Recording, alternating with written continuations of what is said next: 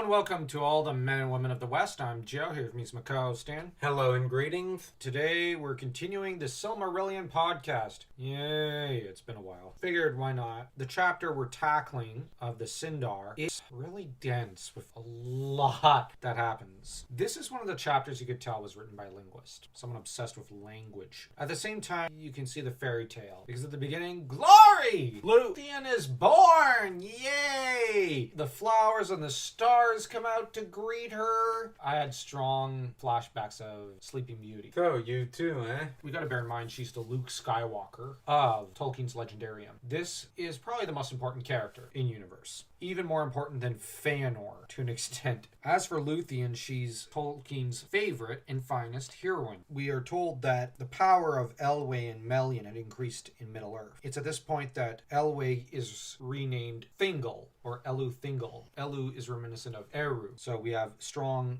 godly connotations with this king. And Thingol means grey mantle, because obviously he wore a grey cloak. The glory of Valinor was at its noon, so it's at its peak.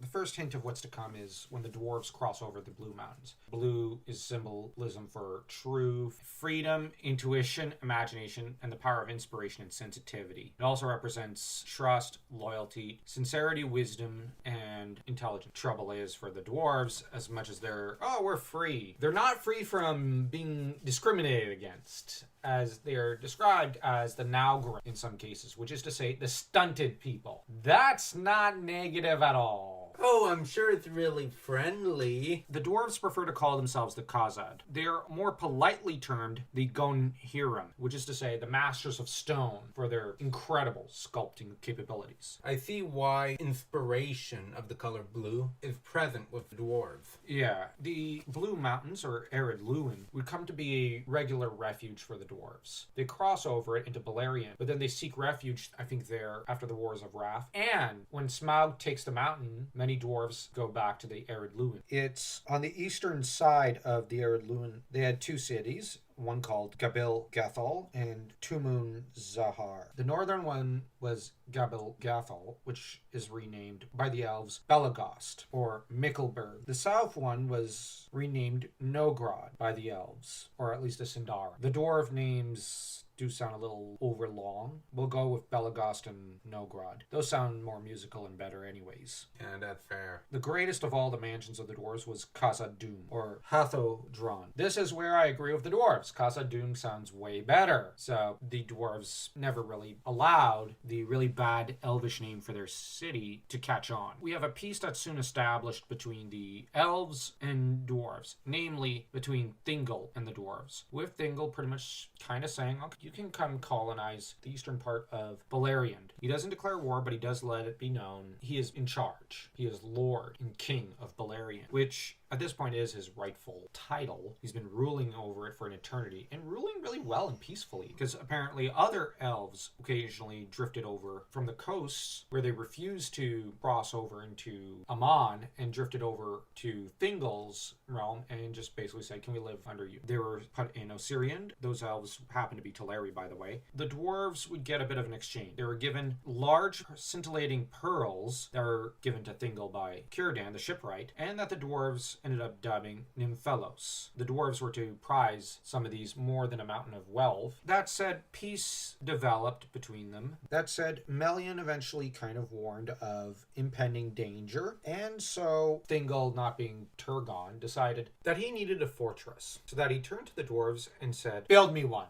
And the dwarves, yeah! Here we go! And they proceeded to build Menegroth, my favorite of the elvish establishments. And Menegroth is pretty much at the center of Beleriand, and it's the center around which for a long time Beleriand turned. The dwarves were very proud of their work, and some of them were allowed to stay and others came and went as interns. It's not just a fortress that Thingol focused on building, he also began building a huge store of weapons, we're told, filling the place up with a lot of weapons, so that one might be excused for mistaking him for a guy called Frank Castle or Jason Todd. Kudos to anyone who caught that reference. Melian and her ladies ended up filling the place with tapestries. This is where it gets a little weird and spooky. Many of the tapestries would tell the stories of the Valar, many of which have already passed, and then they filled up a great chunk of the Palace of Menegroth with tapestries depicting what was to come. That's spooky. Now, can you imagine just wandering through that palace? You're seeing all the past events, present events. For example, the future deaths of many of your loved ones and the fall of Doriath, as well as events from like the Third Age, let's say. That's going to be overwhelming. Yeah. Dwarves they demanded arms from included one called Telkar, who happened to be a great smith. He was to forge a weapon that became known as Narsil, and Narsil was to be reforged into something called Anduril, later utilized by Aragorn, son of Arathorn. So Telkar had some influence over the story. And it said that the dwarves' weapons never stopped shining. So well were they forged. They shone as though new. So normally weapons need to be maintained.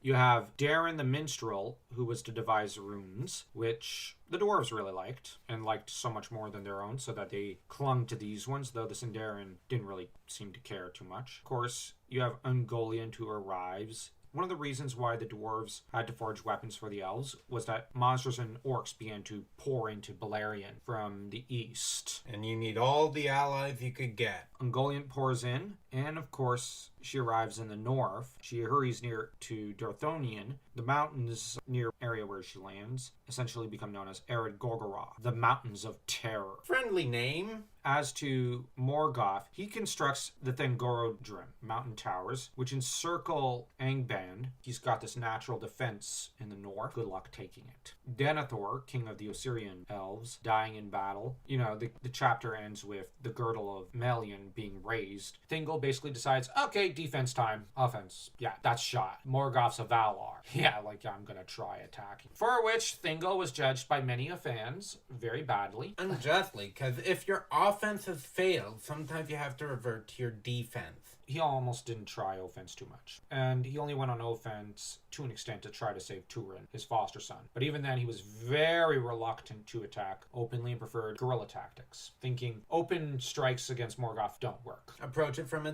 different direction. Yeah, for which Thingol was to be judged by many fans. Thingol was being practical. Luthien's greatness lies more ahead of her, though the opening paragraph does show it's already presaging her inevitable grace. A marked contrast to an extent, such as the birth of Aragorn, which is hardly marked in the calendar at all. The closest I can compare it to is that of Conan the Silmarillion in Howard's Legendarium, where Conan is born on a battlefield. It's unknown who won, it's unknown who lost, but he was soon picked up by his dad and raised by his father, who was a blacksmith. If I was to compare, I'd say Luthien's born in a peaceful little garden. There's a similar level of emphasis placed on the specialness of her birth. The difference is, I would argue, Tolkien's ushering in a kind of female divine child archetype, born in a palace, in a cradle, mom and dad next to her. That's more feminine. Conan is born essentially as men are falling, perishing. The only woman is pretty much his mom, and he's born amidst despair